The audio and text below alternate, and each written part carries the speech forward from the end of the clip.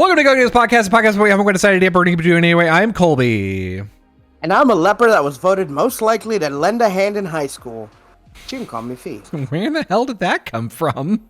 I don't know. I was driving and I thought of it and I was like, that's pretty funny. And I wrote it down. You said, hey, I'm going to pull over. You know what? I'm going to pull over. I'm just going to stop in my lane. I'm not even going to pull over to the side of the road. I'm just going to stop right here and write it down real quick. I use voice to text and then I fixed any errors when I got to my destination. Man. But I did think, like, I was like, what's my next opening going to be? I'm like, leper. Something with the leper. I'm like, their limbs fall off, right? I'm like, but what's funny about that? I don't. Nothing usually. Nothing usually about lepers. Leprosy. Mm-hmm. So, but I made it funny. They don't actually fall off though. That's can you prove it? Like an exaggeration type thing. Well, then my intro was an exaggeration type thing. Oh, now I get it. Now it's funny. Wah, wah. My mom, so like I have a calico cat, and my mom used to be like, your cat looks like a leper. And I was like, that's what calicos look like. They're like orange and black and white. My mom was like, she looks weird. Okay, Mom, thanks. Just like squinting her eyes at the cat like, I don't trust that cat. That's a shifty cat. That cat's going to touch me and I'm going to get a disease. Speaking of cats, my mom called me before I started streaming earlier. And she was like, hey, she was whispering. She was like, hey, I need you to do something for me. I was like, what? I was like, okay, tell me. She's like, I need you to kill someone for me. What? I was like, what? I was like, shut up. And she was kidding. She's like, I want you to go find Monkey and kill her.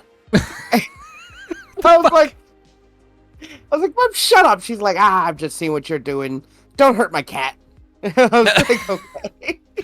Was there a part of you where you're like, just like 1% where you're like, oh shit, are you serious? Do I really need to go kill the cat? What did the cat do? No. Before she told me to kill someone, I was like, oh shit, what's going on? But no, after that, like, I was like, it's like this fool, this goofball. You jokester. She's a trickster, you see? Man.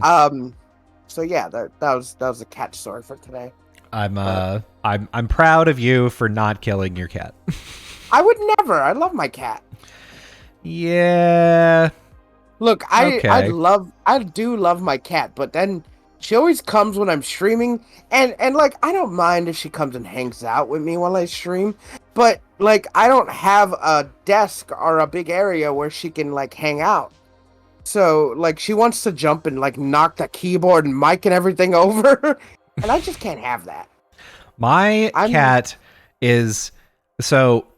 The most annoying thing that my cat currently does is I will get up to go to the bathroom and I'll have my wireless headphones on. And if I have on like a video or something, I can hear him get up and walk across my keyboard on my laptop because it'll start like the noise of like a key being pressed a bunch of times on a MacBook. Yeah. And I'm like, Jesus Christ. Well, he did something even worse 2 days ago, actually. Is that catty? Yes. I was watching a video, and so I got up and I went to the bathroom, and then all of a sudden the volume just like goes down, until it goes away entirely. And I was like, okay, that's weird. Yeah. And then all of a sudden I hear the sound of repeated keys start to get louder and louder and louder until it got like it hurt my ears to listen to, and it happened so fast that just from the bathroom, I was like, "Can He's like, what? He's just sitting at your chair, just typing the keyboard. The thing is, he knows that when he hears the toilet flush, he better be out of the fucking office entirely. He better be out of my sight. So he hears the flush, and he goes, oh shit, I gotta go. Oh man, here he comes. Fucking put X's out of the cat porn browser. And I always wonder if like he thinks like, that dumbass doesn't even know I was here. He doesn't even know I'm rubbing my butt against his stuff. You think cats think like that? Like, like I'm not gonna say my cat does that because like she's always on the bed. She's always on like everything. She walks around. She bursts into the ceiling when the door's closed. Sure. Well, because as you know, my ceiling. Yep. Your ceiling. Yep. But I don't think she knows better than to get on the keyboard. But like we talked about it before, when cats see you doing things like a keyboard or something, they want to do it too. But she doesn't get that, mostly because she's like learned that I don't like her up here. But she will like get on my phone when I'm like laying on the bed, and she'll like pull it down and like rub herself all over it. And I'm like, hey, stop it. Yeah. She's like, this is mine. Yeah, and I'm just like, hey, get away. She's like, quit. She does this really funny thing to like, if like you're walking, it's like playful, but like when you're like walking, she'll be like walking behind you outside, and I guess she just gets like antsy, and then she'll pounce and like swipe at your leg and then run away. She's like, and like attack and then like run away like we're gonna chase her.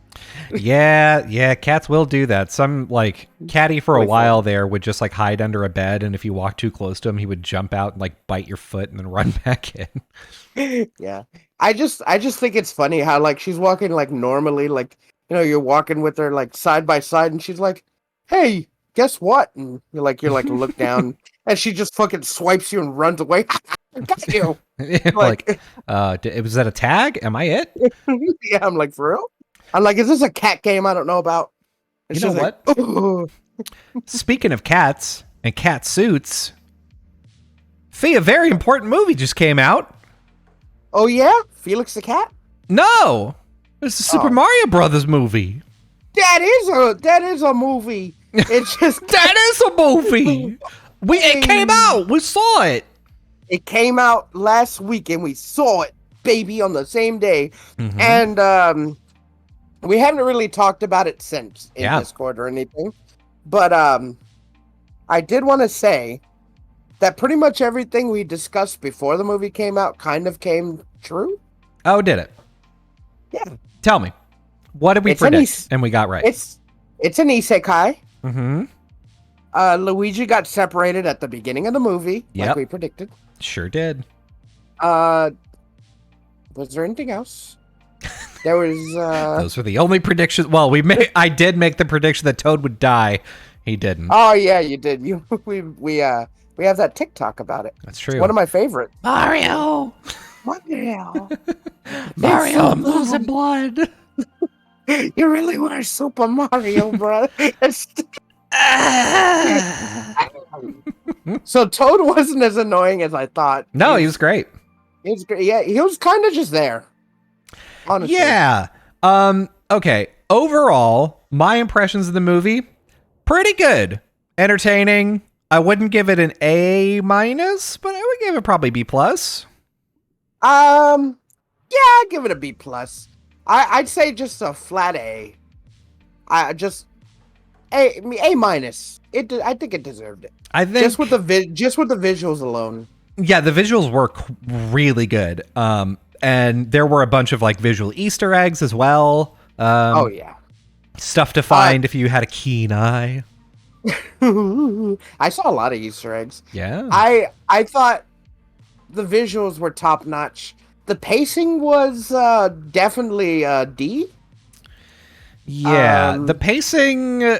So for me, my issues with the movie were I wish that it had 5 to 10 minutes more movie, and in that 5 to 10 minutes they answered some of the questions that like they just glossed over and allowed us to like get a little more in depth from a few characters. That way I didn't feel like this felt like I was sprinting the whole time. I'd say like an extra 20 minutes to catch our breath.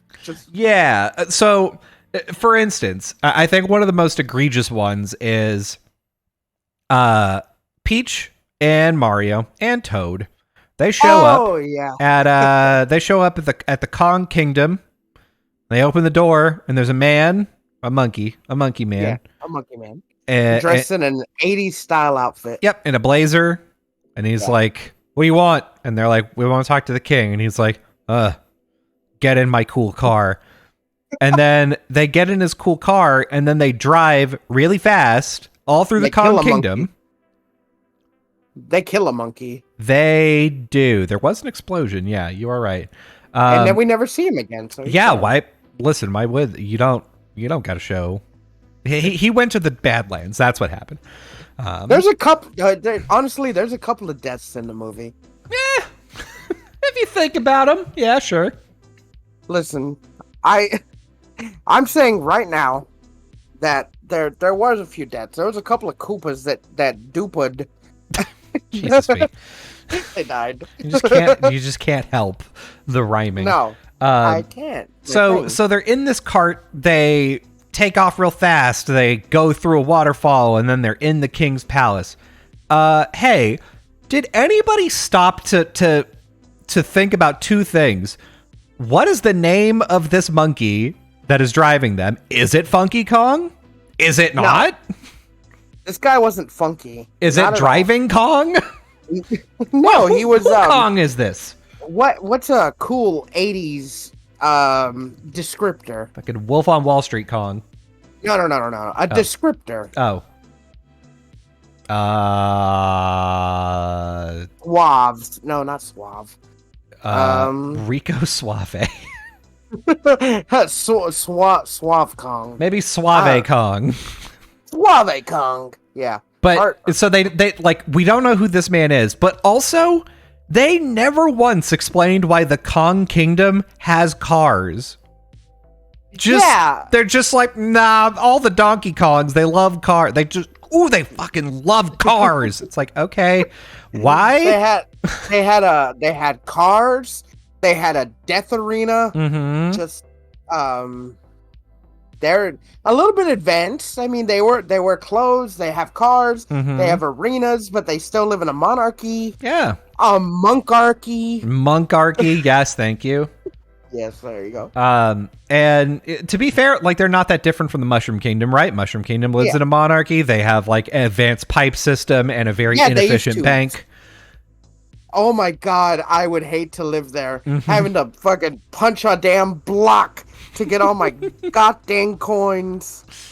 God. And also, I did appreciate that they did not compromise. They said, nope, a coin is half the size of your body. That is how big a coin is. Oh, yeah, and they don't get smaller. They just have to carry them. They just have to carry these big-ass coins. What is the currency for coins? Like, what is to USD, what would a coin be equivalent to? God, I don't know. Is it like...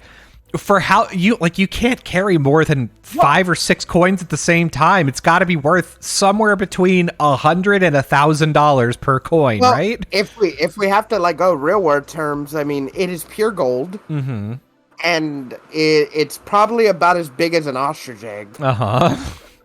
And it probably it's solid gold. Like what's the currency for like gold? So it cannot be solid gold because then it would be too heavy to carry. It has to be some sort of alloy or something similar. It's like a mushroom gold, like a some kind of like otherworld gold. Yeah. But if I could freeze frame on the one shop that was selling stuff, there was probably prices there. Yeah. They were also selling NES cartridges. Yeah, they were. Yeah, and power-ups? They're like, oh, you gotta blow on it. Yeah, you gotta blow on it. It's like, so there were a lot of really good references, but there's that, like, there's the Kong Kingdom thing. There's also, like, there's a running joke about Toad. Like, Mario shows up in this place and Toad is there. Nobody ever explains why Toad is there. No one ever explains why Toad is going to take him directly to the princess, and that's an okay thing that Toad thinks is fine. Why is Toad named Toad when every other Toad in the kingdom is also named?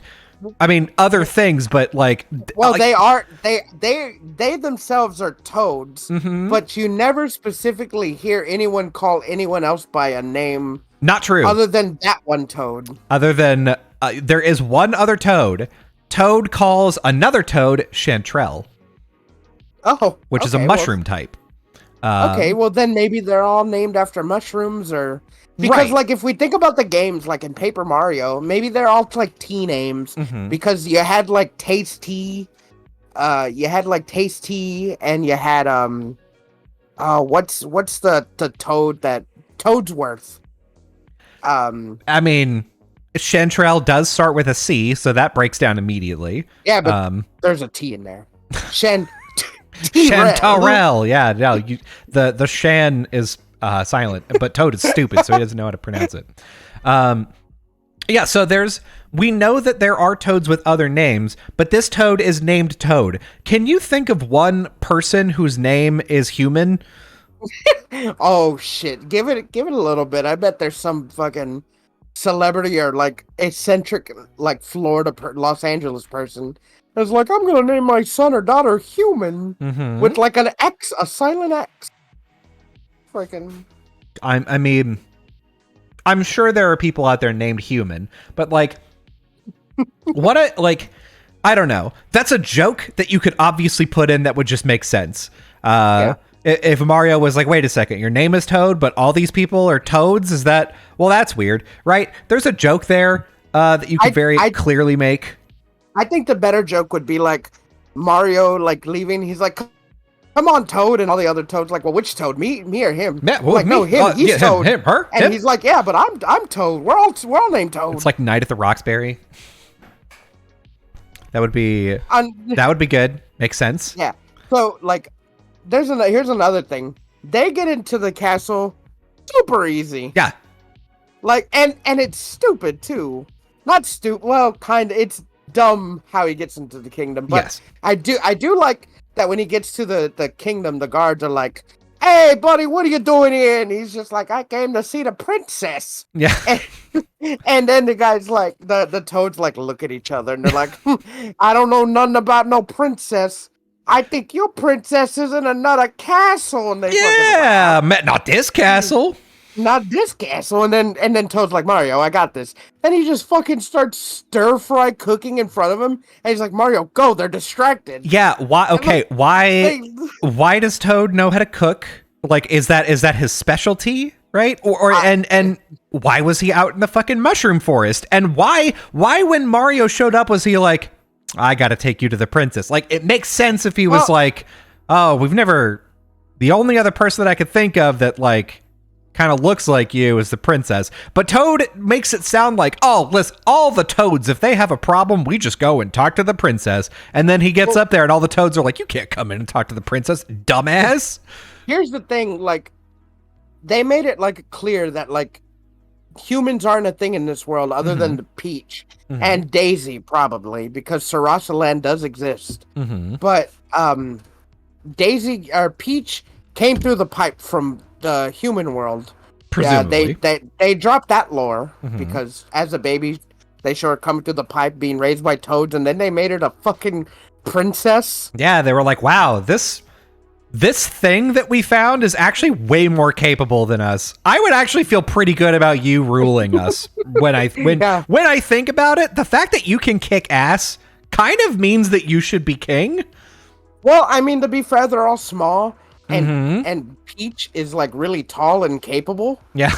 So I mean, it makes sense that you want someone like bigger and stronger than you to be like leader. To be for them, I guess. That made me think of the new season of Demon Slayer is coming out, and in the first episode we go to the sword village and he meets like the chief of the sword maker village, and the sword maker's like, yes, I am the smallest and I am the oldest, which means that I am the mayor here or whatever. It made me think like, what if the toads were like, we just picked the tallest toad. The tallest toad is currently king. Oh shit, it's Peach.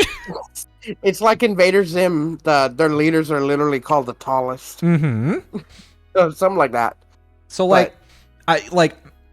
there's and that level of just like, this is a thing that you have to accept. And I'm like, I would have really appreciated a joke, like 10 seconds of something about this would be great. The fact that like Mario and Peach are leaving, right? Like, okay, yeah. I'll buy the, the fast, like Peach is like, oh, I'm going to really need somebody to help me convince the Kongs. And like, this guy is here with his brother. And like, I want to learn more about who I am and whatever. Like, I'm interested.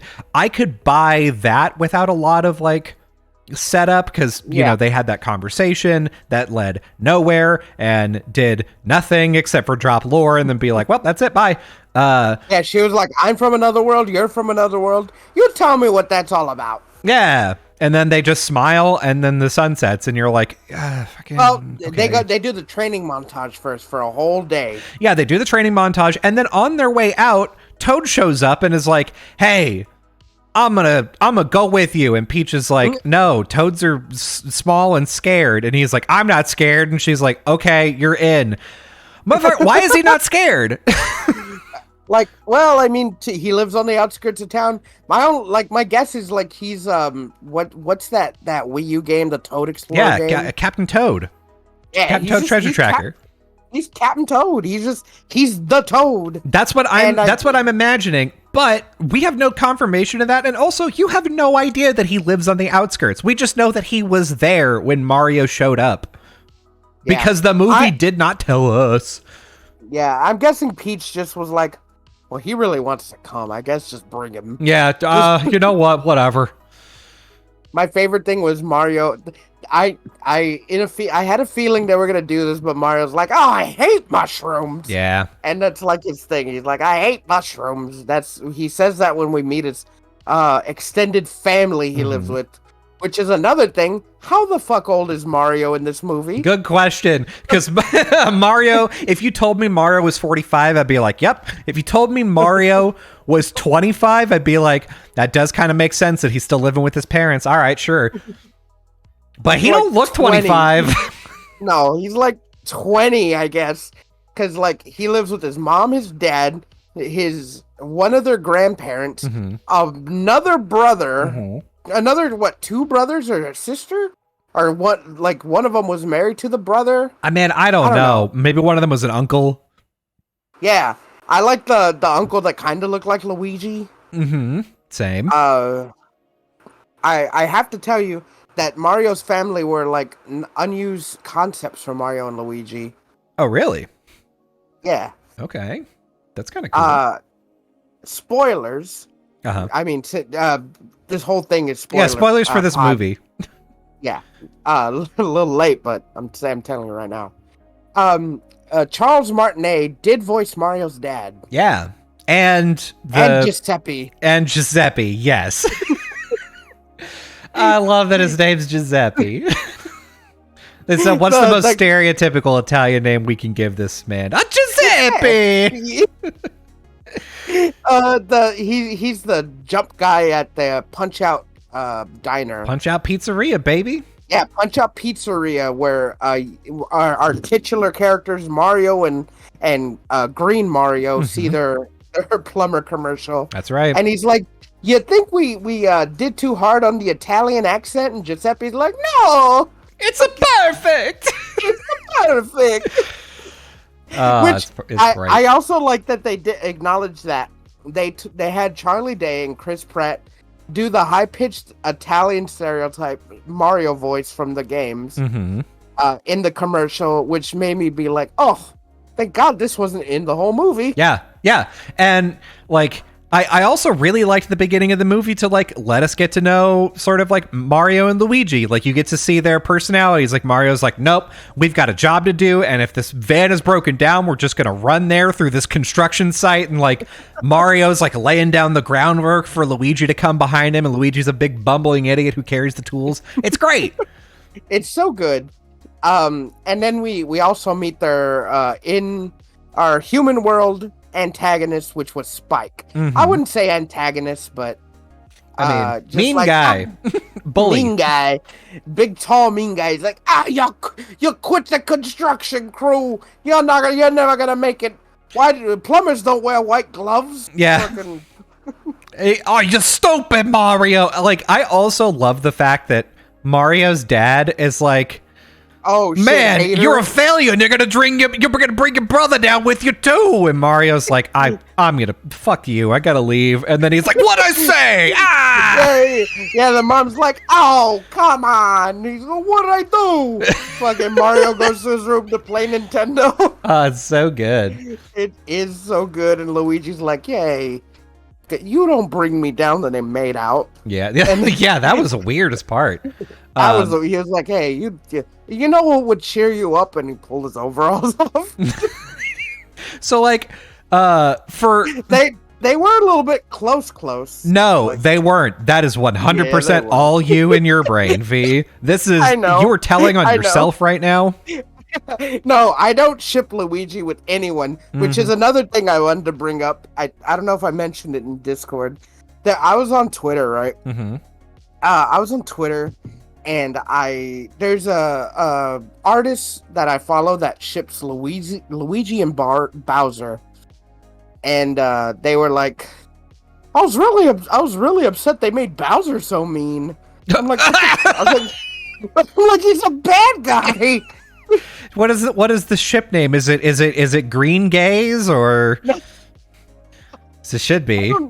Dude, surprisingly, a lot of people ship Bowser and Luigi. I don't get shipping anybody in the Mario universe except for Rosalita. Rosalita is the only nice and hot character. Well, technically, I think this is canon, but Rosalina is Luigi's daughter from the future. Kinda. It's not a canon thing. It's hinted at the lore. She's like, my dad had a big mustache.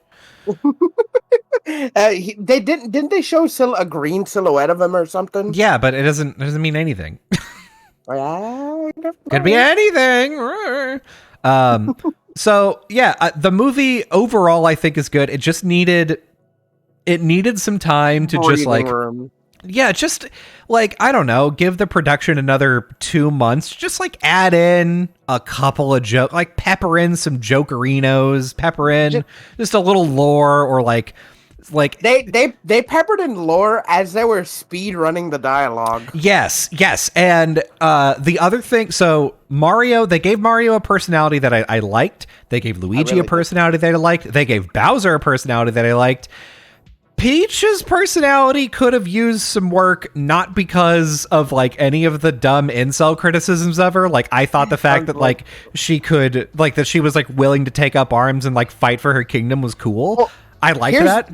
She didn't have much of a character beyond that, though. Her character was like, what would a cool princess do? I'm that. They didn't give her time to. Like, yeah. Mario came to the kingdom in the midst of a war. Mm-hmm. So, like, she didn't have time to be like, I like baking cakes and chilling. Yeah, but they're like, there could have been, like, okay, imagine this scene. Instead she was forlorn. Yes. I guess. A little bit, I guess. Or she was like, there's a big galaxy out there, Mario. Yeah. I'd love to visit them one day and find my origin. That's not her voice. Yeah. But, no, that is her voice. You did a great job. Thank you. But imagine that scene where, like, they're at the tree in the Fireflower field. That's hard to say. And then she like lights the fire, and then they're just like talking about like where Mario's from, and Mario's like, oh yeah, this is blah blah blah about Brooklyn, and then fucking Peach just pulls out this immaculate cake, and he's like, holy shit, and she's like, oh yeah, I really like to bake in my free time, and like, and then she can like get into her personality a little bit and talk about how she grew up, and where'd she pull the cake from? Her backpack, her very cool backpack, her parasol, her parasol, which is made out of a bag of holding. She's like, by the way, I like baking, and I sleep in the nude, and so don't look. Don't look. But yeah, there was a couple of opportunities to just like give her a little more backstory. I really also wish that Luigi. There's this great sequence where Luigi's running from a bunch of like an army of dry bones, and he locks himself inside of some castle. Yeah.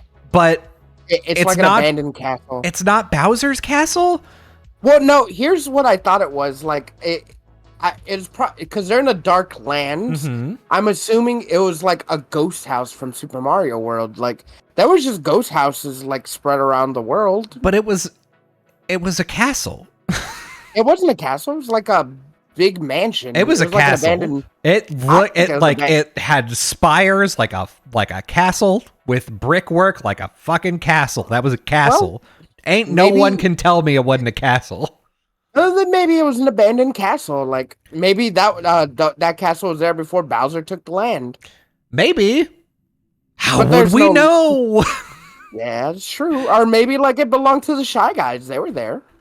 The Shy Guys and the Sniffets. That's where they were, but like, again, this is the opportunity. They gave really strong Luigi's Mansion vibes that they could have, if Luigi like closes the door and he's like, oh, thank God, I'm away from the dry bones. You cut away to another scene. You cut back to Luigi and he's like exploring the house with his like flashlight, and then there's ghosts and Mario. Yeah, fucking sick. Just like 30 seconds of extra animation of him walking around a mansion and then getting captured by Sniffets and being carted off like a big loser. Yeah. Also, okay, Luigi got his moment in the end, but it wasn't big enough. Luigi needed more to me, because they spent the whole movie being like, look at this bitch ass Luigi. And every scene he's like, oh, I can't do nothing. Oh, I'm sad. When's Mario gonna come? He didn't even try to free himself at any point. To be fair, like, wasn't he like in a cage over lava, and like they really pushed the fact that he's just a scaredy baby. Mm-hmm. He's a little scared boy. Which is fine. He could be scared. It's great. However, maybe he tries to escape. Maybe he this is another opportunity for Luigi to talk to the Kongs and be like, the hell are you guys doing here? And they're like, we saw a guy like you, but he was red. He's out there doing some stuff. They weren't there when he first got there. The only people there were a couple of Goombas, the penguins, and the depressing Luma. Yeah, and a depressing Luma that was just ready for death. Yeah, but then they did get there, and there was enough time for a scene from whenever they captured the Kongs until whenever DK and Mario show back up. Maybe that happened off screen. Oh, sure. Where it doesn't count. Like, listen, the movie was about Mario, Bowser, and Peach. Mm-hmm. That's who it was about. Yep. And DK when he got on this, like, in the scene. Which, by the way, can I just say I appreciate that they did make sure that Seth Rogen got to just do his big stupid laugh in the middle of the movie for no reason. He did it a few times. It's so good. And there was the thing is, the one that I'm thinking of is the one in the fight with Mario. There's no other sounds except for him going, it's great. I liked that they showed Diddy Kong, Dixie Kong, and Chunky Kong. Mm-hmm. When all the crowd's cheering, and Cranky's like, all right, everyone. Diddy's like, yeah, DK, yeah. That means you too, Diddy Kong. Yeah, you too, Diddy Kong. He's like, oh, okay. Oh, my bad. I am waiting for the sequel, because there's going to be a sequel. Like, I've been telling everyone. Mm-hmm. I'm like, yeah, it was rushed, but they put it out there. They want to smooth out the path, you know? Like, so the first Sonic movie, while being a good movie, it wasn't a great movie. Yeah. But Sonic 2 was fantastic. So yeah, I think Mario, because of the 93 version, they want people to really believe that this movie can hold its weight in bringing people in. So they're waiting to make part 2 to have it be longer, bigger, maybe have some lore dumps and stuff. Mm-hmm. They just wanted, they're like, everyone knows who Mario is. Everyone knows what the plot is. Everyone knows who these characters are and what these things do. We just need to put them in this world, show that we can do it, show that we're competent. And then in the next one, then we can do some lore dumps. Yeah, I mean, we'll see. I think pretty solid B+ movie, but not, it didn't get up to the point where I was like, you know what? This is one of my favorite movies of all time. It's this definitely, in my opinion, one of the better video game movies. I thought it's one of my favorite Illumination movies. Yeah. Okay. All right. I mean, name another Illumination movie that you love more than Mario. Despicable Me 1. Ooh, rough choice. I would have chose 2. I don't think I ever watched 2. So 2's good. The main bad guy's a Mexican guy. Okay, is that why you love it? Mostly not because of just him, but because I don't know, it's better Mm-hmm. all around. You get more scenes with the girls. Gru falls in love. A lot more comedy, I think. It's just a little bit better. All right. Well, world's kind of growing. It's sure. I liked. I don't know. I liked the movie. I enjoyed it. It just. I don't know. Another 10 minutes would have been the right extra 10 minutes would have made it an A+. I think it also would have been better if they didn't put pop songs in it. Though, okay, so the Mario music medleys that they played, absolute bangers. They did an excellent job on that. And I also liked that they picked 80s songs in particular and I thought it was because of like when Mario was released. Yeah. I did like the songs that they picked, though. I thought the songs that they picked were fun. So I thought that was fine. I like the No Sleep in Brooklyn. Made sense. They're in Brooklyn. Aha, Take on Me was a weird choice, but I think they wanted it. It could have been like a Donkey Kong fucking jungle beat. No. They could have played the 90s Donkey Kong fucking song. Oh, hell yeah. They did play the DK rap, though. That's good. They did. I love when DK came out. Yeah, honestly, DK, I didn't think DK was going to be one of my favorite parts of the movie, but I'll be damned if he fucking wasn't. Yeah. But I think my favorite interaction is number one, they brought back the scary eel. Great. From Mario 64.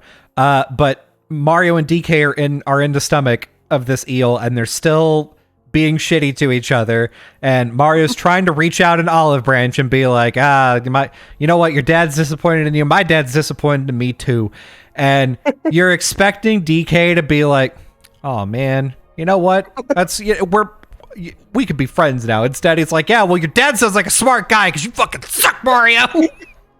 It's great. Fucking good.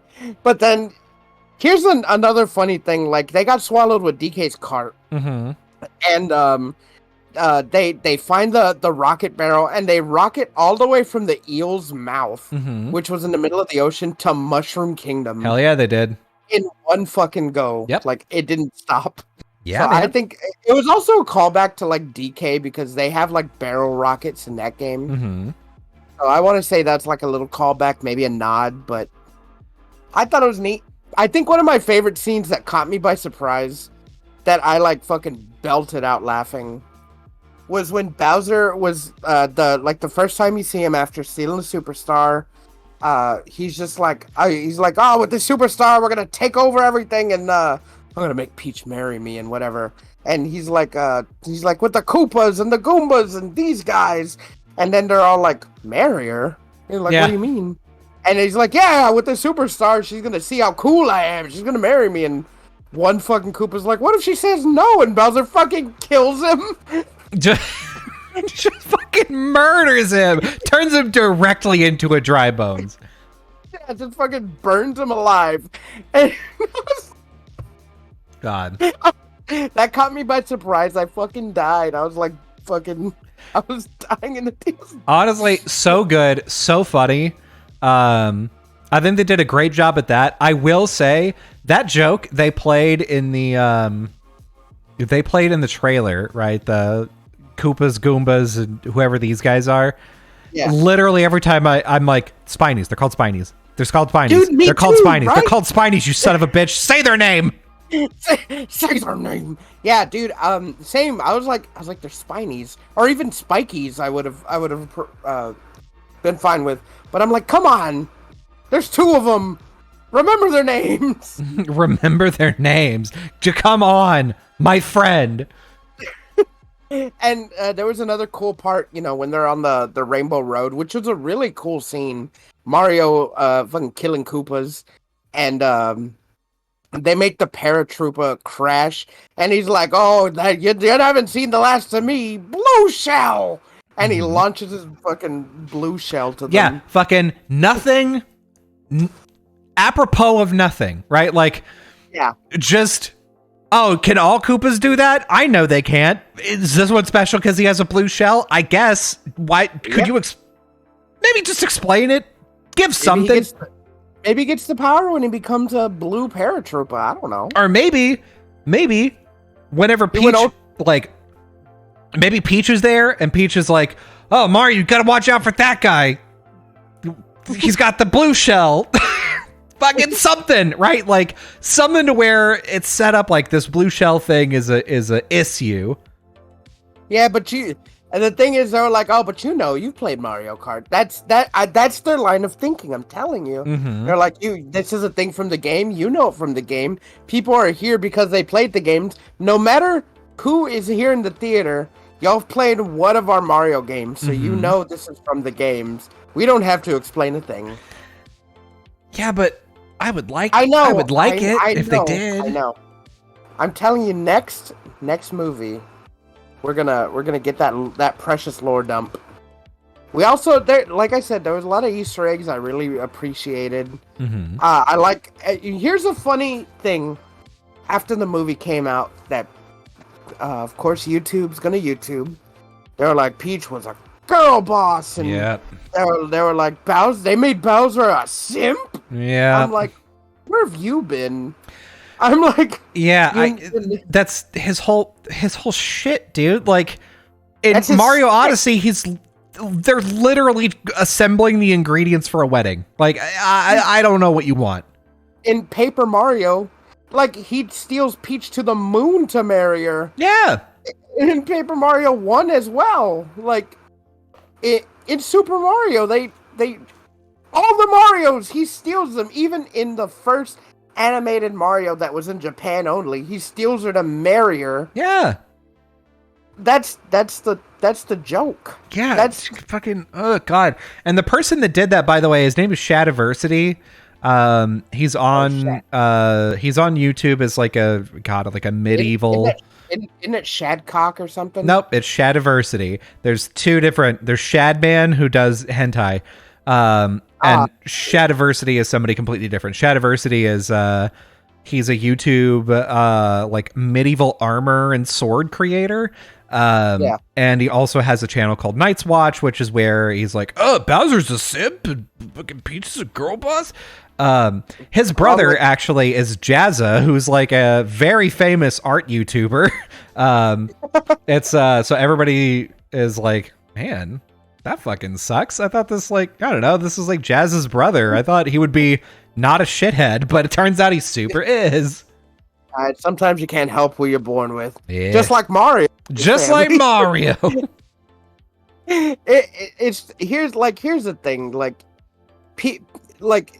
they know Mario, but they don't know, like, I guess the lore. They haven't played anything past just the first 3 maybe world, but like even so, that's always been the thing. And Peach being able-bodied has been a thing as well. Mm-hmm. Like even in like Mario 2. Mario 2, yeah. Peach.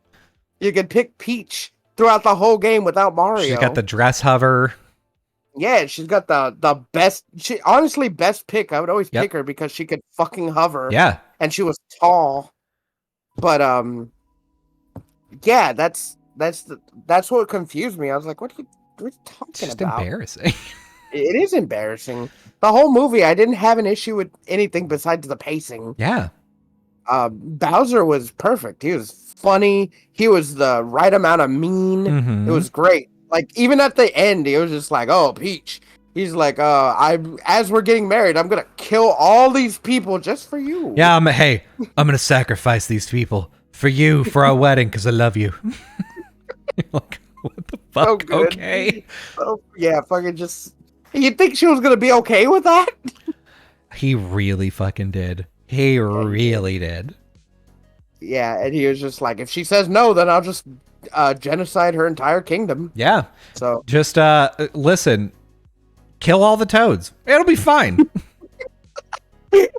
Jeez. I wonder if the Koopas, like, all of them... No, not all of them are evil. Like, in Paper Mario, not all of them are. Mm-hmm. But, like, I wonder if, like, people are, like, racist against them. Like, because they're, like... It's kind of like Germany and, like... Yeah. You know, that whole thing. Wonder if they're like, oh, Koopa, are you? No. And they're just like, I'm not with the fucking army. I'm not a bad guy. No, I'm fine. Yeah, I bet you are. I never trusted a Koopa. I never found a Koopa I could like. Mm-hmm. Like, maybe that's the plot of the next movie. That's the undertone. Fucking, it would be so cool if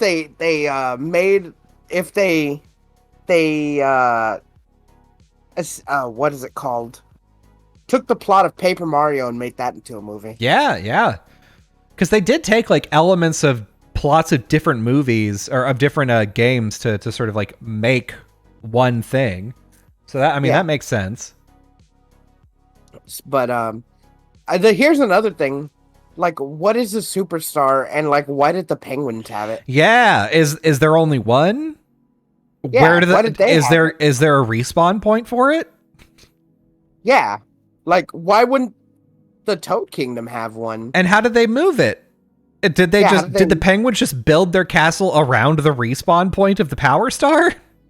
Maybe, but like, maybe that's not the respawn anymore. Maybe because maybe I don't know, man. That's something I could have done explaining for. Like, why did they have it? Yeah, what made them so special? Yeah, come on. But either way, I thought the ending was really cool when Mario and Luigi randomly, might I add, got the superstar and beat the shit out of fucking Mario or Bowser. Yeah, that was a great sequence. Big fan, huge fan of the entire ending part. I loved that Luigi got to like defend Mario, and then it was the two of them whooping ass together. Big fan. Yeah, and I was, you know what I was surprised with actually too. They showed Mario like beat up, like fucking black eye and swollen ass face. Yeah, he had a little panic attack. Yeah, dude. The end of the movie was pretty strong.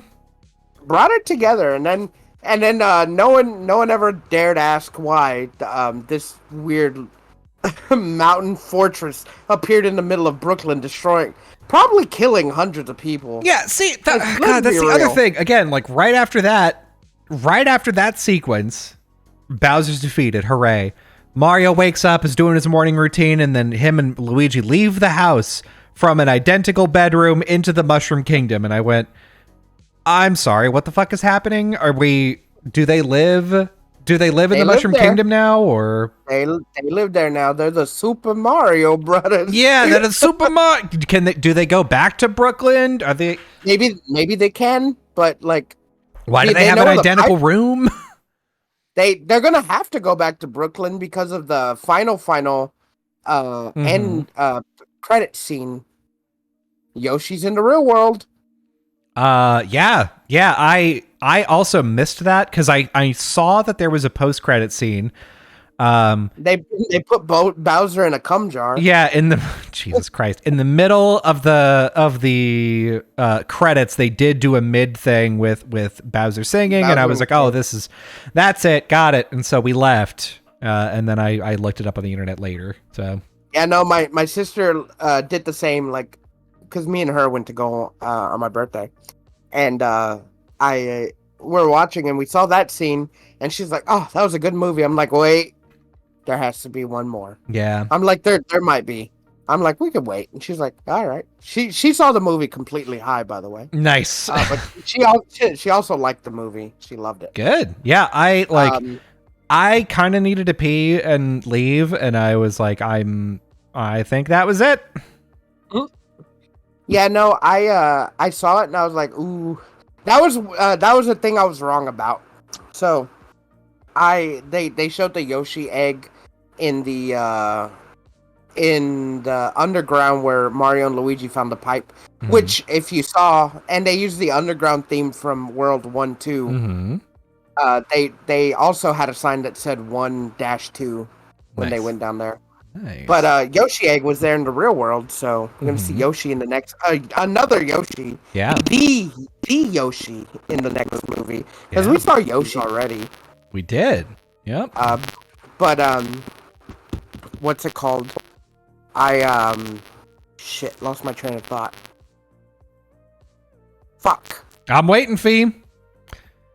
Tell me about it. What I had presumed was gonna be the after credit scene. Wario was gonna walk out of shadows and be, wait till they get a load on me. Yeah, we don't even see him. We see like a silhouette and we hear the laughter. And then maybe we like see like his purple pants, like the bottom half of him. Yeah. Like Thanos style. Like back in the day, fucking MCU post-credit scene where you just kind of get a glimpse of him. Man. I like, which means like, who's gonna be the villain of the next movie? Yeah. There's several people it could be. It could be Bowser again. It could be Bowser again, because I'm sure he'll get loose from his tiny prison. Mm-hmm. It could be Wario. Which would be cool, like in the Game Boy and Super Mario World 2, Legend of the Six Golden Coins. Mm-hmm. Wario was the bad guy. Yeah, he was. Maybe it could be Wart from Super Mario Brothers 2 on the NES.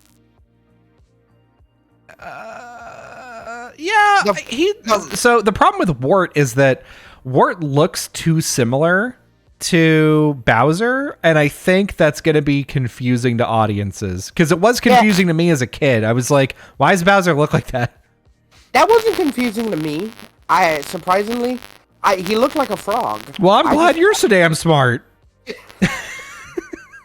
Damn, okay. He looked like a frog. I didn't know his name, but you get older, I'm like, oh, it's a frog. But yeah, no, they could do that. I don't think they will, because canonically that was a dream. Mm-hmm. But and not many people know who the fuck Ward is. Yeah. So the next antagonist is gonna be Wario, and I bet they're gonna meet up with Daisy, and Luigi's gonna fall in love, get his fucking pipe wrench hard, and Jesus fucking Christ, Fee. Please, Fee. What? Mario is pure. No, he's not. He's definitely gave Peach a mustache ride. Oh my god. Dug into that Peach. All right, Fee. We're moving on. So he look hot in that riding suit. Come on. I need a clean audio break.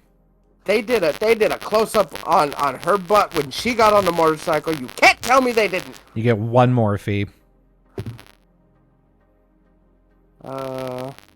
She could ride me on the Rainbow Road. All right, great. Okay. So I read a book. That's it. End of the show. No, I'm just kidding. I read a book for the first time in like 4 or 5 years. What book was that? It's a book called Traces of Two Pasts. And it's a Final Fantasy VII remake novel. Sophie, I'm going to tell you a few of the things. I'm going to spoil some stuff about the next Final Fantasy remake game for you. I mean, is it really spoiling? Is it really spoiling? I played the original. Yes. Or is it one of those things where you're not ready for this? You're not ready for some of it. So first I'm going to tell you some things that I know are going to happen in the next game. And then we're going to play 3 Truths and a Lie. Okay. First, let's put a spoiler for anyone that wants to know about Final Fantasy, because Kobe knows the deets, and I do. We don't want to spoil anyone that doesn't want to be spoiled. So spoiler for Final Fantasy VII Remake. Yep. All right, go ahead. We are confirmed gonna go to the Chocobo Ranch. Ooh, Choco Billy. Mm-hmm. So the book basically takes place while everybody is walking from Calm over to the Chocobo Ranch. Okay. Hey, wait! Before you continue, is this like a director's book that he put out that said that this is gonna definitely be in the game? Or what is this book? This was written by good point. I should set that up. So this is as far as I know, canon book for Final Fantasy VII Remake. It was written by Square Enix was put out by Square Enix, and it was written by the person who did the main scenario writing for Final Fantasy VII, did some writing for Final Fantasy VII Remake, did some writing for other Square projects. So I think we can consider this canon. In the book anywhere, does he say that this is definitive what's going to happen? No. Okay. But this is does it finish the entire series, or does it just no, it doesn't. Okay. This is the whole purpose of this book, is to give you more backstory on Aerith and Tifa. That's the whole purpose. So none of this goes like very forward. It's almost all of it is in the past. Where'd you get this book? The internet. Oh, the Square Enix store. I said I got it at PAX, but okay. No. I ordered it before PAX, and it came while I was at PAX, and I was like, damn it, I could have read that. How many pages is it? Is it like a novel, or it's a novel? It's almost 400 pages. Ooh. Damn. Okay. Damn. Look at you. It's really good. All right. Continue. Sorry. So yeah, the plot of this is basically, our crew is walking from Calm over to the Chocobo Ranch, and they're... Wait, we're already past Calm at this point? Yep. Did they explain Calm? Like, is there scenes of them at Calm, or... No, which is great. We'll get a little bit into that while we're going through some of this. I was going to say, we don't get the Cloud Nibelheim flashback. We don't, which is great. I don't know. I kind of like that setup. That's probably what's going to happen in Reunion. I would imagine that's what's going to happen. But they don't detail what it is in the book. Okay, cool. Which I'm excited about, because now the flashback may be a little different. Okay, I was just like I said, I was just trying to clear things up. I didn't want to. Yeah, no, I get you. So basically, here's what happens. Like it's Tifa being asked questions about her past by the whole crew, and she's like telling her stories. And it all takes place from Calm over to the Chocobo Ranch, and then they stop at the Chocobo Ranch. There's very little of like what I would call present day inside of Final Fantasy VII Reunion stuff. There's that. There's like confirmed Chocobo Ranch. Okay. The next part is the part about Aerith talking about her past. And that confirms we're going to get the wacky boat ride from Junon over to Costa del Sol. Oh, hell yeah. I can't wait to see what they do to Red 13. Fuck yes. So that part of the book starts off with Aerith being like in her Shinra uniform, and she was just like, wow, this boat is so cool. And she's like looking around the boat, and all the rich people that are on the boat are like, the fuck is a Shinra soldier doing up here looking at me? And she's like, oh shit. And so she goes and she finds Tifa, and then her and Tifa basically talk about Aerith's past. Yeah. Which is a good setup. The third thing that is confirmed about Final Fantasy VII Reunion. All right. Aerith is a little flirty with Tifa. Just a little bit. Oh. Just a little bit. That's like, maybe a little too friendly. How flirty are we talking? She like, ooh, feel my steel rod. No, no. It's more like... She'll like to smell my flowers? It's more like she's like, Tifa is so beautiful and cool and incredible. And then as they're talking, Aerith like hooks her arm around Tifa and like kind of leans on her and starts talking with her. And you're like, all right, I wouldn't do that to my friends unless I wanted to fuck them. I want to say that's a Japanese thing. Could be. Like, if you watch like a lot of anime, like I do, a lot of girls are like very friendly with their other girlfriends, bordering on like flirting. Listen, let me have this fee. Okay. You. I mean, you can go online right now and see it happening, but I mean, but all right. I mean, if you that's what you want this Tifa cross Aerith. No, it's going to be a throuple. That's my headcanon. It's Tifa and Cloud and Aerith, and it's the first canon poly throuple in media, and no one's going to make a big deal about it. It's going to be totally normal and fine. That's not what's going to happen. I know. And Barrett's in the closet, like what? Like looking through the closet, like, oh yeah, oh, this is a fucking gangsta shit. And then he takes his gun arm off and he puts a fleshlight gun arm on. Just fucking cry. What is it with you on this episode, Fee? I don't know, man. I'm just kind of fucking feeling it tonight. I'm just feeling my oats. Okay. Oatmeal. We're gonna play 3 Truths and a Lie now, Fee. Hell yeah. I'm gonna do. There's only 2 questions. Okay. And it's one is about Tifa's past. Then we'll elaborate on the things that are in Tifa's past and what I learned. Then we'll do it about Aerith's past. Are you ready? All right. Do it. All right. The following 4 statements. Okay. One of them is a lie. All right. Tifa has had multiple pictures taken of her boobs, and then those boobs were shown to a stranger.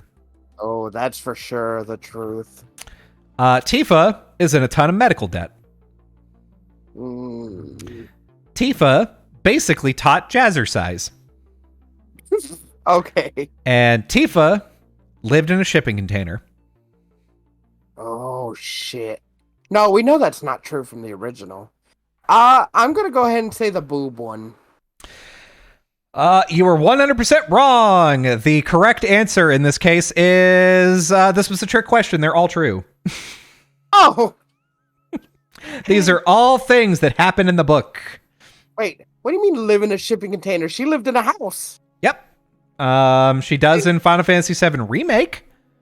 This is Tifa we're talking about. Tifa does not live in a house. You never, in the original, never got to see where Tifa lived. No, that's untrue because you go into her house and steal her underwear. In Nibelheim, not in Midgar. Yeah. Oh, in Midgar. Okay. Yeah. Well, you should have told me that. Where else would she have lived in a shipping container? Nibelheim. I don't know. Yeah. Nibelheim, noted port city.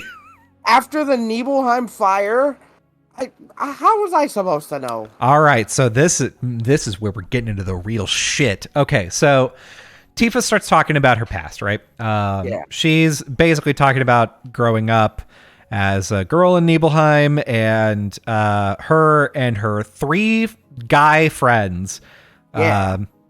One of them is named Emilio. That's the only name I remember. So her 2 other guy friends and Emilio. First of all, please tell me they don't pull like a It from the book. No, they don't. But they do get to the point where everybody's growing up, and now all of her 3 guy friends are like, I'm going to go off to Midgar, and I'm going to make a lot of money, and I'm going to come back for you. We're going to get married. And she's like, ha, ha, ha. Cool. Oh, man. Wish you didn't. Yeah, cool. Neat. Did they do this after Cloud left? Because Cloud was the first one to... Well, he didn't really say he was going to make a lot of money and come back. He didn't. And in fact, he was the last one to leave. According to the book, basically it's Tifa, her 3 guy friends, and no one hung out with Cloud. Well, yeah, they made that apparent in the game. Yes. So no one hung out with Cloud. He was really weird. Was he confirmed weird, or did the people just think he was weird? There's a couple of things. People did think that he was weird. He acted kind of weird and kind of standoffish and like, I shouldn't be talking to you, and I kind of don't want to talk to you.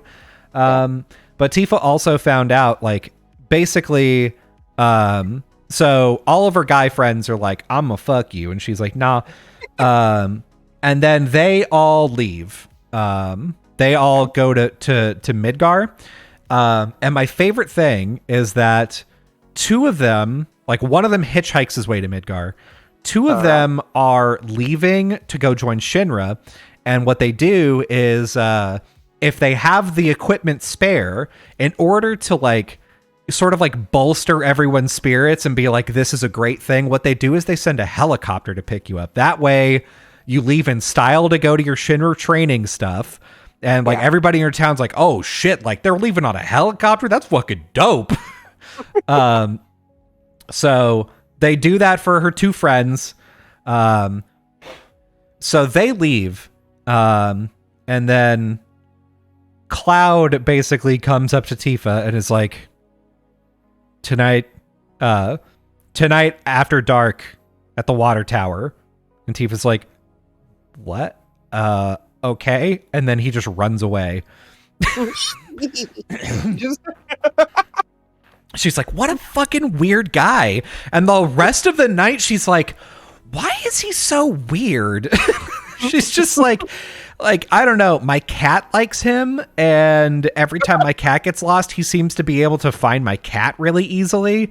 The most that Cloud has like said to her recently is like, he was coming down from the mountain and she was going up to go look for her cat. And as he passes her, he goes, your cat's past the first bend. And then he just keeps walking. And she's like, oh, thank you. And he just doesn't even turn around. Just fucking keeps walking.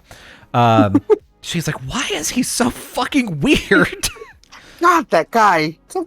I can't get a read on him. Yeah. And so she's thinking like, do I have a crush on him? Is he just like some fucking weird kid?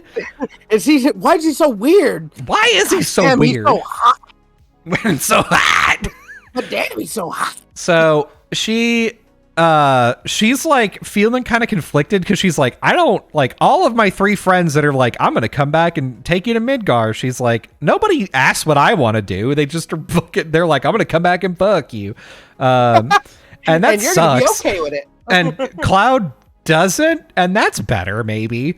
Well, like he may like in his little cloud head, he's like, "Oh man, I really want to bang her, but I can't tell her. I'm a shy boy." Yeah, that's not what you do. Yeah, that's not what you do. So they meet at the water tower. He says his shit. He's like, "I'm gonna go out and be a great soldier." He doesn't mention anything about coming back or saying anything to her. He's just like, I'm going to go out and be a great soldier. And then she's like, if I'm ever in trouble, you got to come save me. Yeah. And she's like, she's like, why promise. And as soon as she says that, she's like, why the fuck did I say that? She like, man, she has the hots for Cloud. Like, what do you say? Yeah. It's implied in the original. They banged in front of fucking Northern Crater. Yeah, in front of everyone. In front of everybody. Everyone on the ship's like we could see you. They're fucking down there just boning. Yeah. And they're like, we don't care. Going at it. Just breaking rocks. Yeah, so then like after all of her friends leave, like Cloud is supposed to leave that week. And then he just disappears. And she like wakes up the next day and they're like, "Oh, you missed it. Cloud left in the middle of the night." And she's like, "What?" There was no helicopter or anything, and apparently his processing got delayed, so they just sent a truck for him in the middle of the night and he left. Hell yeah. So he just disappears without saying goodbye and just fucks off. She's like, what the hell? Here's the thing I really wish Square Enix would do. Maybe that I'm sure they won't, but like, who's Cloud's dad? Yeah, good question.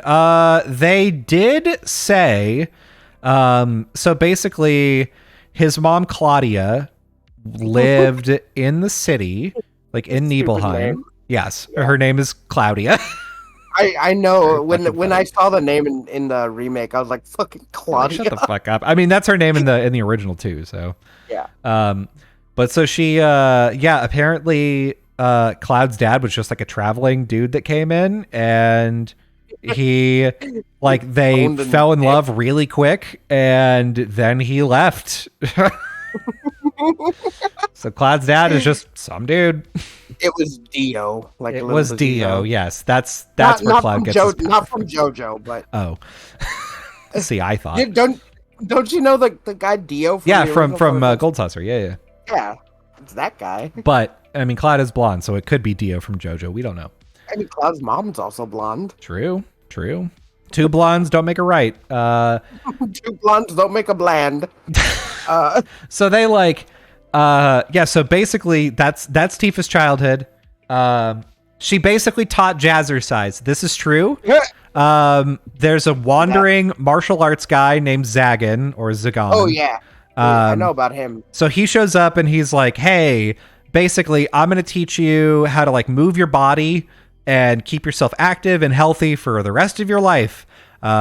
if you just like follow these pamphlets, and you'll get real strong. And so he does like one session, and he's like acting kind of weird because like Tifa saw him in the river earlier, and she's like, oh my god, this guy's gonna get swept away.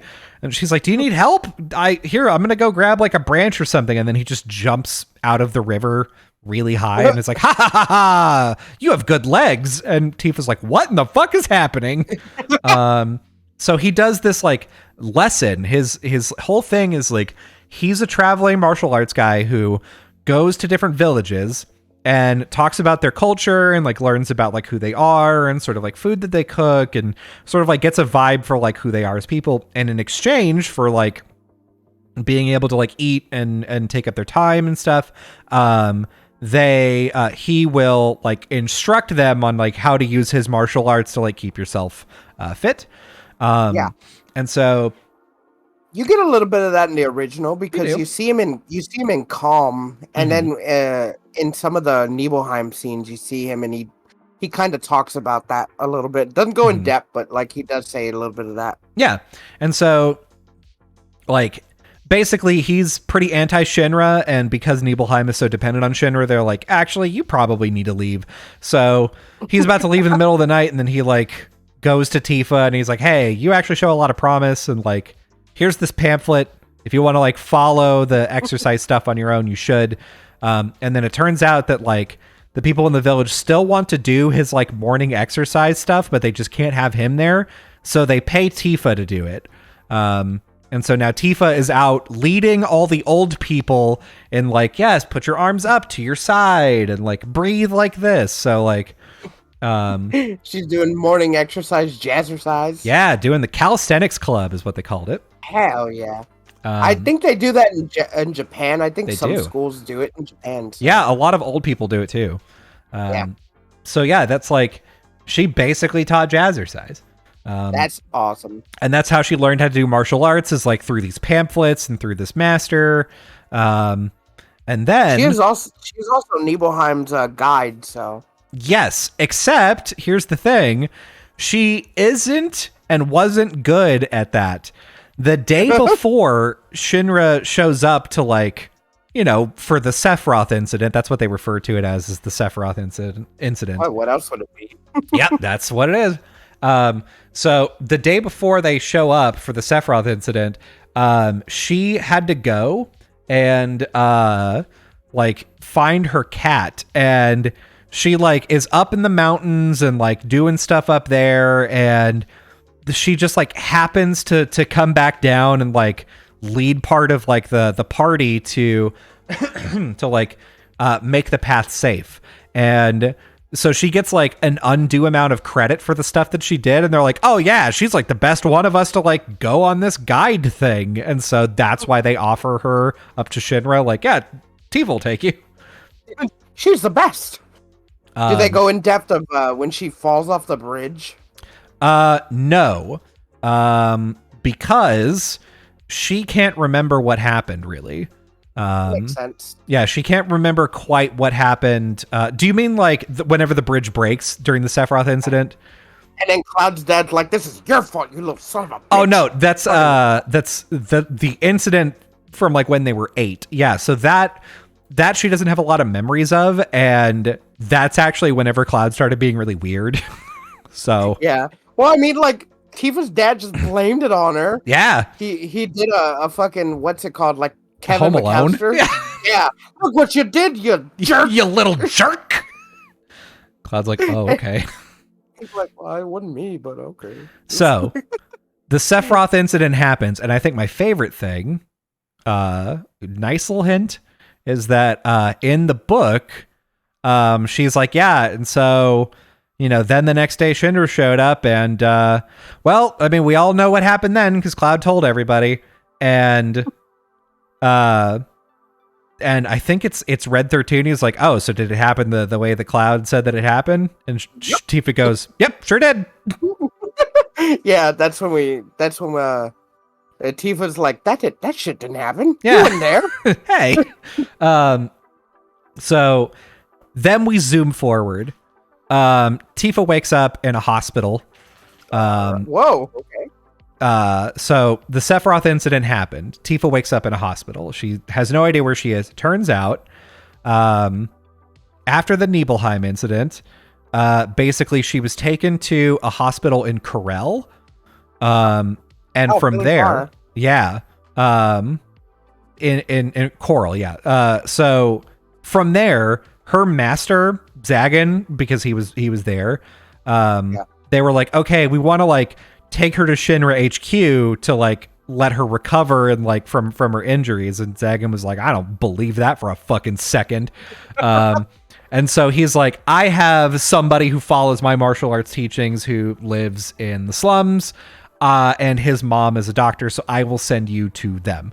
So that's where she wakes up, is she's in the Sector 6 slums at a hospital. And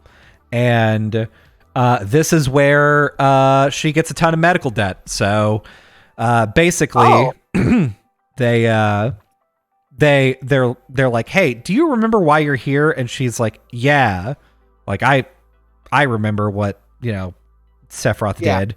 And they're like, yeah, don't ever mention that to anyone. That's a very dangerous thing to be saying. Never mention that ever again. Yeah, never tell anyone, never speak of it again. Forget it happened. Yeah, and so they're like, your sternum, you're like the breastbone. Yeah. They're like, your sternum was basically shattered. God. By a sword. Fucking Sephiroth cutter. Yeah, and so they were like, yeah, so they had to reinforce your sternum while it heals with a metal rod. So that'll be there for the rest of your life. And the skin, we're doing a skin graft on it. It's like sort of a newer technology, but it's going to blend in really well. It's going to take a long time to heal and like look natural, but it will heal over time and it'll be okay. The main thing is that it is going to be really expensive, and we already did it. So you do owe us 3 million gil. Jesus. And she was like, what? What will I do? And so she like starts her recovery. That's whenever the multiple pictures of her boobs are taken. So while she's recovering, they're taking pictures because it's on the sternum. They're taking pictures of her boobs as like the skin is healing and sort of like becoming less bruised to make sure that the skin grafts are working. Yeah. And the son, like the martial arts guy, is like, don't worry. We have lined up a place for you to stay. And we've lined up a job for you. You work for a slum boss named Manson. His name is Manson. Okay. He's just a slum boss, and you have a job. It's fine. You're going to live in a shipping container on, it's called Container Row. Just a bunch of shipping containers. Nothing weird there. Yeah, no, well, it's like, the way that they explained it is like from whenever Midgar was being built, they had a bunch of these old shipping containers from like shipping like materials into Midgar to like have the city built. And so they just like made some makeshift housing out of it. And that's where the poorest of the poor live, basically. Good idea. Shipping containers are good for housing. Yeah. And so on the slums. Yeah, so she lives in a shipping container in the slums, takes a shower in a public shower. Hell yeah. And she works at a steam bun cart. And that's awesome. That's where she decides to make an OnlyFans. That's right. Correct. No, that's where she meets Jesse and Wiggs. And Wedge and Biggs. Yeah. Wedge shows up and he's like, God, can I do his voice? Yeah. Okay, hold on. Hey. I need 22 steam buns, please. And she's like 22, okay. And he's like, yeah, I need one for each of my hungry friends and then 20 for me. Because he's fat, and that's the joke. Yeah, that's the entire joke of the whole remake. That's all of Wedge. That's his whole character. He likes cats and is fat. He's fat. He liked soda. Yep, he does like soda. So yeah, that's how she meets them. They invite her to a planetology meeting, and she like becomes vaguely aware that they're associated with Avalanche.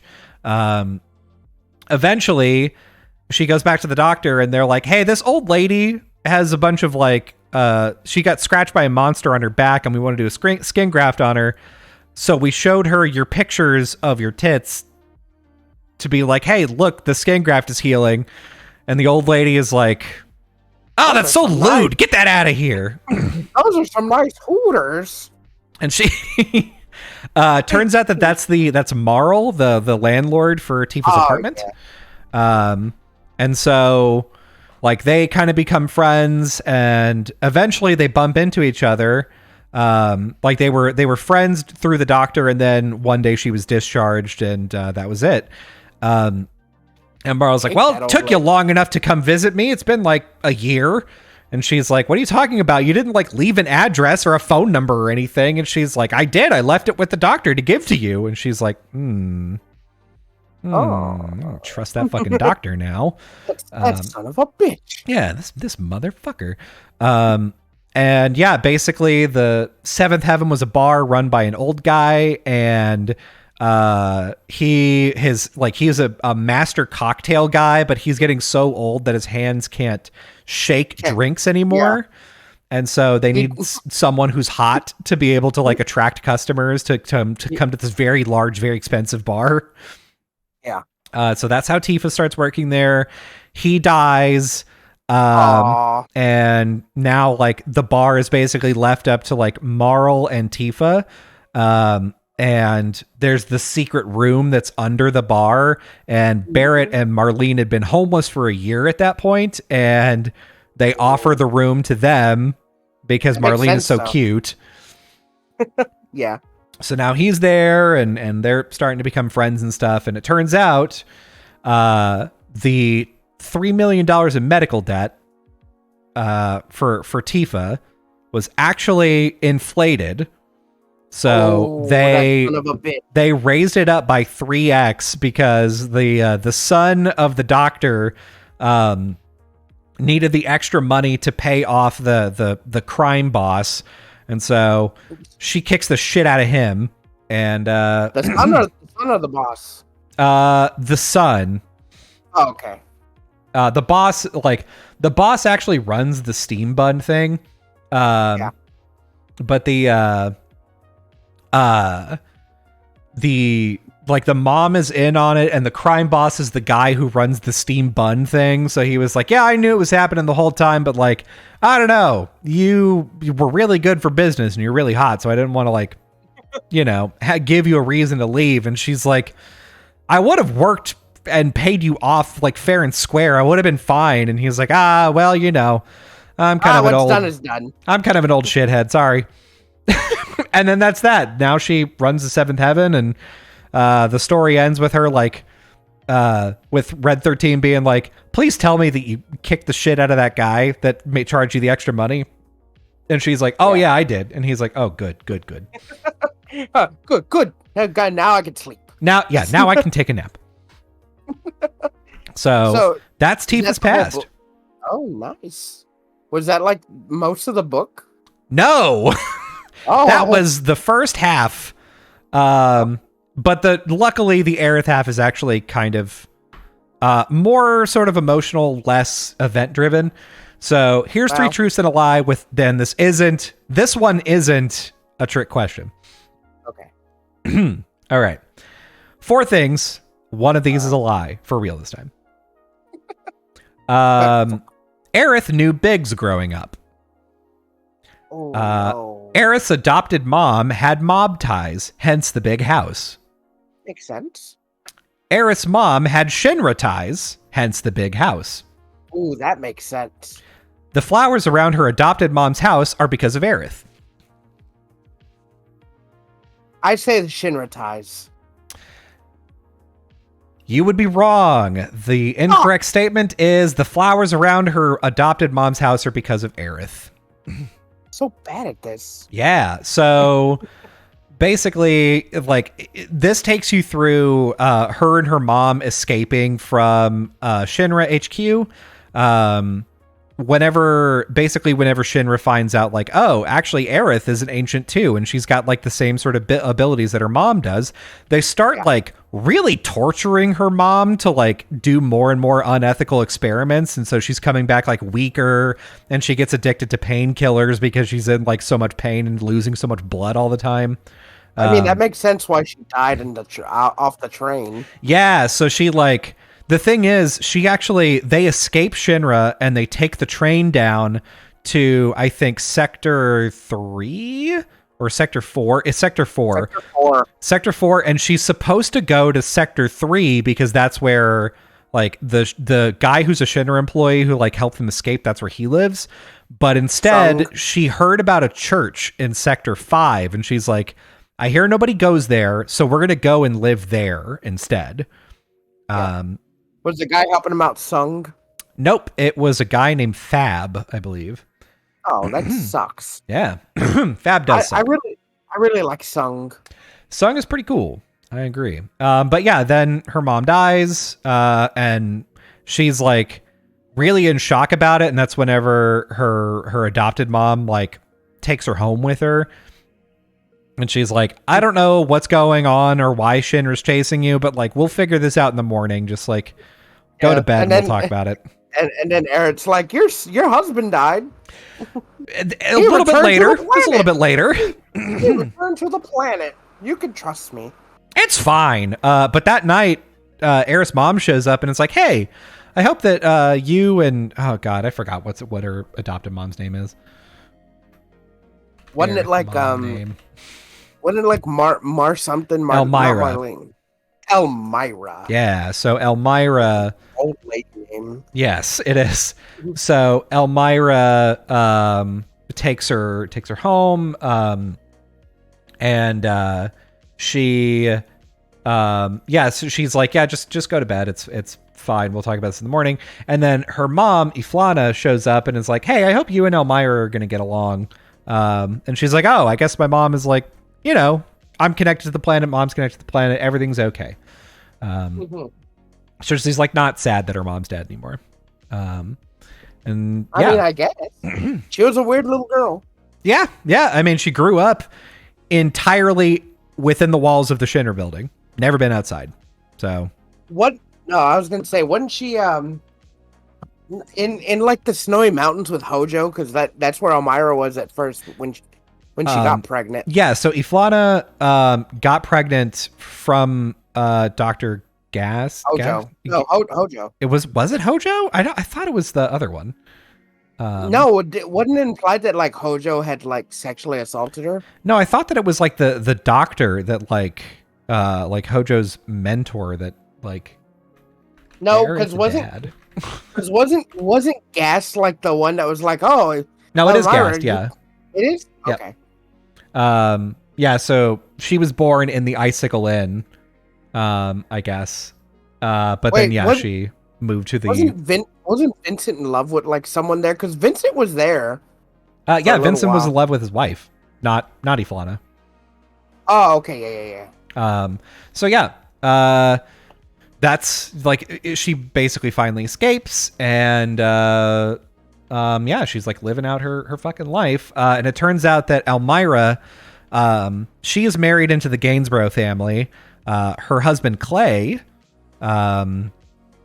is like son of Gabriel Gainsborough. Gabriel and Gainsborough. Yep, that's right. Sorry. Yep. So Gabriel, it turns out that like the way that they came into a bunch of money is that Gabriel is a contractor, and so he can like whip together a crew to like do construction or like do odd jobs or whatever, and he's really good at it. But yeah, all the contractors, once they've done it for long enough, basically move topside, like above the plate. But Gabriel is really renowned because he's like, I'm not going to leave my crew in the slums. We're going to all live here together. We're going to make this place good, like ourselves. And so he's like a really upstanding citizen. Everybody loves him. Everybody respects him. He's also a little bit of a crime boss. Because he has like turf. Who isn't? Yeah, who isn't really? So yeah, he's got a little bit of some crime boss stuff happening, but he's generally a good guy. So that's why not only does he have there's only a few parts under the plate that were left undeveloped by Shinra, which is why it has grass and flowers and stuff. And it's kind of magical. So they built like this very big, very nice house for Gabriel down there. And Clay was going to take over, but everybody's like, they've got too much ties to Shinra because at some point they became the largest gang in town. So anytime Shinra needed to do anything in the slums, they were like, we'll just fucking ask Gabriel to do it. Because he can whip up a crew the fastest. Everybody's loyal to him. Everybody loves him. So we'll just go to him. So that's like almost exclusively anytime they had any amount of construction down under the plate, they would just go to Gabriel. And people started to be like, it sounds like they're a bunch of Shinra lapdog shitheads. And Clay, his son, was like, you know what? Just to prove that, like, I'm willing to get my hands dirty, I'm willing to, like, do what it takes to defend everybody, I'm going to go enlist in the army. Okay. And then he fucking dies. Damn! So, yeah, and the rest of the book is basically Elmira, like, trying to run the family business between her and, like, there's, like, a power struggle with, like, who's in charge and who trusts who, and all that stuff is kind of boring. Yeah. But I'd really like a book to come out to detail Barrett and Red 13's past. Yeah, Barrett would be pretty good. We got a little bit of that in this with Tifa's backstory, like with him being the homeless in Midgar, but it makes sense because, like, after North Corral was fucking burned to the ground, mm-hmm.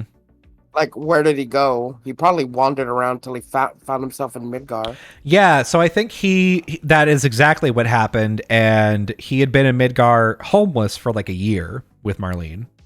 Did he have the gun arm grafted to him? So he had the nub and he has the gun arm attachment, but in his words, he didn't wear it all the time because he didn't want to scare the normies. That makes sense. Yeah. Little did he know no one is normal in Midgar. And also, everybody's already scared of him. So it's not doing much. In the original game, he was like, what, the only black guy in the game? He's also huge. But yes. A big, huge black guy with what has to be a foot-long Gatling gun on his arm. Yeah. The gun is the cherry on the cake, you know? Everyone is small compared to him. Yeah. Like, and he's even before Northern Corral, he was just a mountain of muscle. Yeah, and that's actually one of the main ways that they introduce him is they're like Tifa shows up to the Seventh Heaven to like do her Seventh Heaven shift, and they're like, we're not getting any business because this guy out there, he orders one coffee and one juice, and then he sips on it for 6 hours on the patio and just sits out there, and everybody's really scared of him. So we're getting like no people coming into the restaurant. Yeah. And eventually she goes out there and she's like, oh my God, are you homeless? And he's like, yeah. And she's like, you're scaring away all our customers. And he's like, well, shit, I didn't know that. I'm sorry. I didn't mean to. Eric's like the nicest guy ever. I love that. Yeah. And she's like, your daughter deserves better. She shouldn't be homeless. And Marlene wakes up and is like, stop yelling at my daddy. It's great. Tell him to stop being so scary. Mm-hmm. Fucking, you can live here in the basement. Yeah. So eventually, like, they're like, okay, we got an outfit change for Marlene. She's going to be able to shower. And, you know, we asked the guy who's on his fucking deathbed, can this large stranger live in your secret base in your bar? And he's like, yeah. I picture them like Barrett in like tatters and like just a thrown over cloth poncho and Marlene's in like a potato sack dress. Yeah, but just potato sack dress.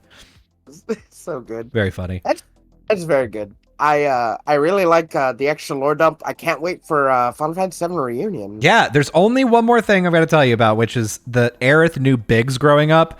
This is the dumbest part of this book. She's playing with the kids that live in the Leaf House in Sector 5. Yeah.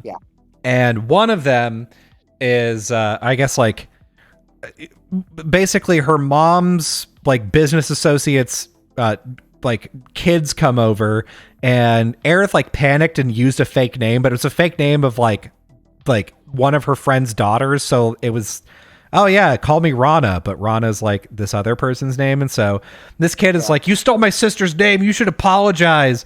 And the orphans from the Leaf House are like, shut up. And they start beating the shit out of this rich kid. Jesus. And it turns out that the guy that did that was Biggs. And the thing is, Biggs's name was X.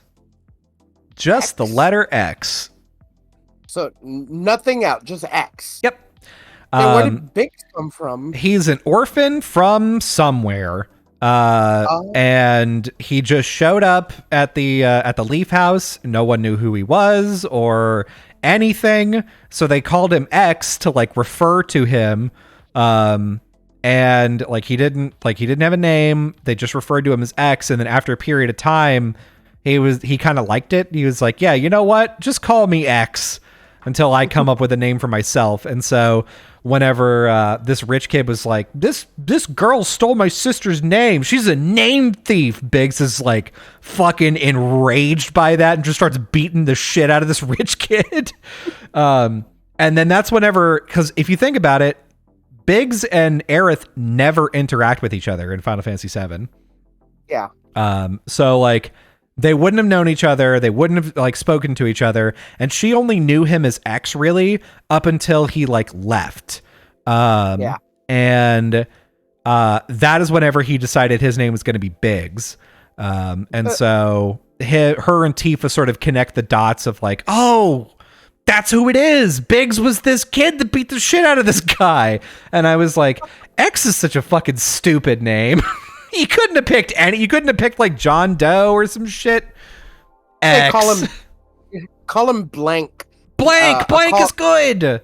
I call back to Final Fantasy 9. Yeah, that'd be good. That'd be so cool. Yeah. Fucking, but no, fucking call him X. You know, Biggs and Wedge is a Star Wars reference, right? Yep, sure is. Oh, all right. And the last thing, the flowers that are around Aerith's mom's house is just because it's like undeveloped land, and it's closer to the life stream because that's like one of the only natural places around Midgar, so that's why it was easier for Aerith for a while to be able to like reach out to the live stream and talk to people and see things, and that's why she was able to like talk to her mom and see Elmira's dead husband. And turns out that Elmira's dead husband, like, there was a helicopter crash, and then he left the helicopter and was like walking to try and like find civilization. Then he collapsed and was like, Elmira, I'm so sorry I couldn't say goodbye. And then he died. I'm done with life. So yeah, that's it. That's the book. Do we know where Aerith got the holy materia? Yeah, it was her mom's. Yeah. Iflana got it from her mom, who got it from her mom, who got it from her mom. It's like passed down through the ancients. Okay. I guess that answers that. Yeah. All right, that's pretty cool. Cool lore drop. Like I said, can't wait till reunion. It's supposed to come out this year, right? It is, and I am pumped. I'm especially pumped for Calm. Calm is gonna be insane. It's gonna be the opposite of Calm. Yeah, I'm gonna be pumped. I'm definitely gonna play it along with 16. So oh yeah. Gonna be real. Can't real fucking stop me. I'm using vacation time to play Tears of the Kingdom, and I may use it again for Final Fantasy VII Remake. 16, I don't think I will, but Final Fantasy VII Remake is a big enough deal. You can just watch me play 16. Yeah. But yeah, man, I'm excited. I'm excited for all this stuff, and I think we're at the end of the podcast. I think we are. The only thing left was Kobe wanted to mention was Lo-Fi Boy. Yeah, Lo-Fi Girl has a new counterpart called Synth Boy. That's what people are calling him. And they did an ARG to do it. Basically, they changed Lo-Fi Girl's background to have a window that was flashing, a blue window that was flashing. and it was Morse code. And if you decoded it, it sent you to lofiworld.com, and it had a launch button on it. And if you hit the launch button, you would go to some other live stream room on the Lo-Fi Girl channel. And then at some point it transitioned to be a guy. So now there's a boy with a puppy, and it's a synthwave playlist. And in fact, you have been listening to it the whole time you've been streaming. Whoa, lucky you. Yeah. Do they live in the same city? They do, and you can see Lo-Fi Girl's window from Synth Boy's window, and vice versa. I'd say because they do live in Italy and Greece somewhere. It's unspecified, but it is based off of a landscape that's in Italy, I think. Yeah, because I remember like people did like deep dive on like Outer Window, and they're like, that looks like the house in Italy. Yeah, and I don't know if they confirmed it or not. Yeah, I think it's a fantasy landscape that just happens to be based off of that, like a place in Italy that looks cool, but I don't think they're Italian. Not as Italian as Mario. Mario? Yeah, that's one and the same. So it's so glad that we didn't learn their last names in this movie. They didn't change it. I know. I'm glad that they just skirted the issue altogether. They're like, nope, they're the Mario brothers. That's it. We're the Mario. We didn't even learn like the name of his like other family, or maybe we did, and I don't remember. It's Dad Mario, Mom Mario. It's Daddario and Mamario. Yeah. And Grandpario, he's my favorite. And other brother, he's Uncario, because he's their uncle. Uncle Uncario. Brothario. Step Sistario. Mm-hmm. All right, that's it. Colby, take us out. You can listen to us live. We are streaming live on Twitch right now. You can go to twitch.tv/GoGetUsPod. You get us a follow, and a notification will show up on your phone whenever we go live next. We usually do it once a week, sometimes twice a week, sometimes 0 times a week, but the schedule depends on whenever Fee is free. Are you, because you do and shit. Me. Also true. So yeah, follow us there for that schedule. You can also listen to the audio version of this podcast. It comes out on every podcatcher. It comes out every Wednesday at 5 in the morning. So Spotify, Apple Podcast, iTunes. I don't think that's a thing. I think it's Apple Podcast now. Google Podcast, whatever. Like, we're there. You can listen to it. You can also watch the replay of our live stream in case we showed any visual elements. We didn't today.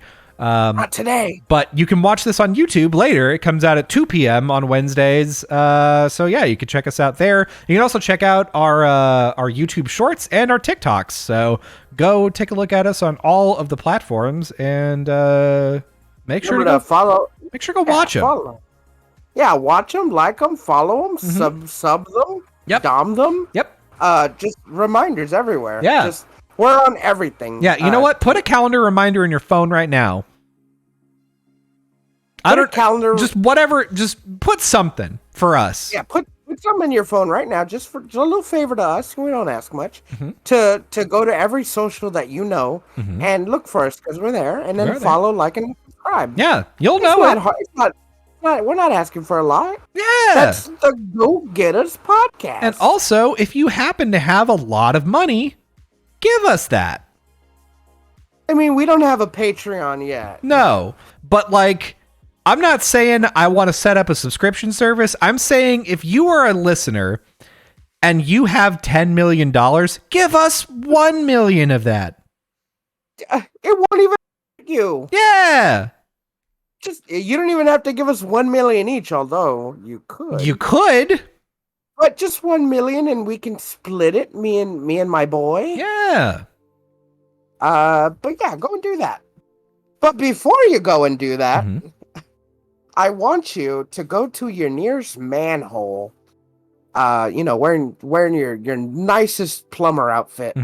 I want you to find the biggest pipe that you could squeeze yourself into.